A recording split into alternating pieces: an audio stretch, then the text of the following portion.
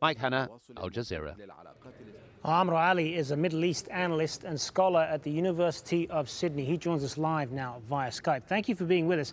As we heard there from Mike's report, it's certainly been a turbulent 3 years in Egypt's history. And in that time, we've seen two presidents removed from power. How do you assess the current state of affairs right now in the country? Well, it's as it has always been for the past 3 years, it's extremely polarized, but now it's just been notched up to a hyper level of being polarized. And it's enraged the Islamist militant groups in Sinai. So what we're seeing yesterday is something that Cairo has never witnessed in many years. I don't think anyone could remember when more than one bomb has ever gone off on the same day in Cairo. So this is, basically because of the Ansar Bayt al-Maqdas that's enraged due to the overthrow of Morsi, and they've had many years to foment their base in the Sinai Peninsula. And also they're Al-Qaeda inspired, so it's just brought another dangerous element into the game. What do you say to those who argue that this interim government enjoys a lot of popular support in Egypt right now, and particularly with regards to the defense minister Abdel Fattah al-Sisi, many people calling for him to run for president? And what many of them will say is that what the country really needs right now is stability above all else, even if that stability comes at the barrel of a gun. What do you say to that? Many Egyptians are becoming very desperate over the past 3 years, and even many are willing to give up their political freedoms for return for economic progress. But unfortunately, that won't happen. And I think one of the hardest jobs that will be in the country would be to be president of Egypt, as Sisi will find out if he does run for president. Because, should I also add, the social contract is no longer valid as it used to be. Right now, Egypt is in a very dire state with crippling debts and deep socioeconomic inequalities that cannot be resolved anytime soon. So how do you see this? How do you see all of this playing out then? Are you optimistic about the future in Egypt, or are you pessimistic? I'm optimistic for the long run, and I mean the very, very long run. Given that 3 years ago, a Pandora's box has been opened that cannot be closed.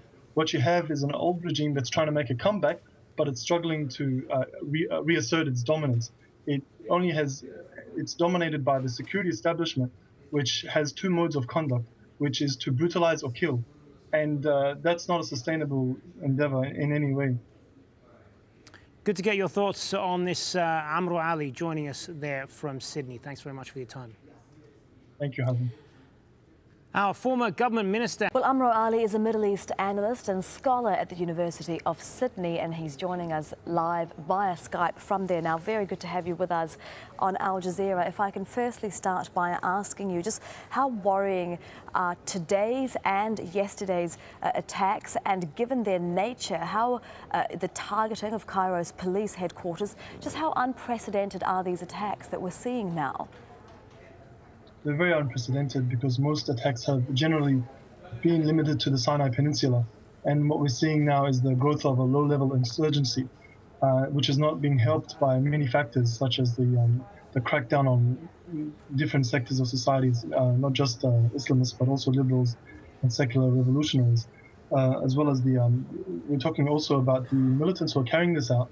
There are also a generation who have been radicalized in prison, so they're from the bygone era of Mubarak, even maybe Sadat, who've seen torture in prison, and this is their way of attacking and justifying their attacks. And the bigger problem is that although there isn't direct evidence between the Muslim Brotherhood and the new attacks and the organization, the Ansar Bayt al-Maqdas, however, the Brotherhood does provide the moral cover and the victimhood discourse for these attacks to happen. So are these attacks then a backlash to the cracking down of the security forces cracking down over many years? Because what the interim government, the new constitution, the referendum on the new constitution did was essentially give the military, give the security forces more powers to do this. overall, the clashes, the war between the security establishment and the Islamists is a war of legitimacy, and this group also has an ideological agenda which is heavily Al Qaeda inspired, and so now they've even released a declaration for Egyptian soldiers to defect, to take their weapons and switch so-called sides. So where is Egypt at now, according to your assessment, given this very insecure situation, and on the 3rd anniversary of that uprising that ousted Hosni Mubarak, that uprising that was filled with so much hope then? Egypt is currently in a no man's land in the sense that it cannot resurrect the old regime, but it cannot establish a new one. And as you can see, while they are giving sweeping powers to security forces, and a lot of arrests are being undertaken, but it's not stopping the tide of protests. And and not to mention the economic grievances that are fueling the anger and the desperation for stability. Thank you very much. So it's not a. Thank you.